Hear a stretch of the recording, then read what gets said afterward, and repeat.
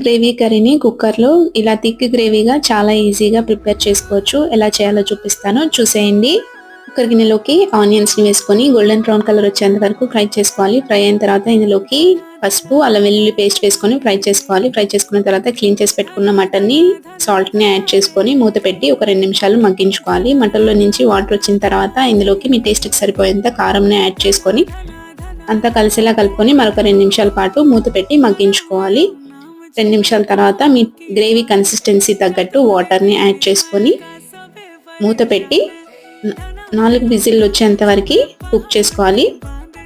4 విజిల్లు వచ్చేంత వరకు కుక్ చేసుకున్న తర్వాత ప్రెషర్ అంతా పోయిన తర్వాత మళ్ళీ స్టవ్ పైన పెట్టి ఇందులోకి గరం మసాలా అలాగే కట్ చేసి పెట్టుకున్న కొత్తిమీర పుదీనాని యాడ్ చేసుకొని మరొక 2 నిమిషాల పాటు ఉడికించుకొని సర్వ్ చేసుకోవడమే అండి. సింపుల్. నా రెసిపీ కనుక నచ్చినట్టయితే ప్లీజ్ నా ఛానల్ని సబ్స్క్రైబ్ చేయండి, లైక్ చేయండి, అలాగే మీ ఫ్రెండ్స్కి షేర్ చేయండి.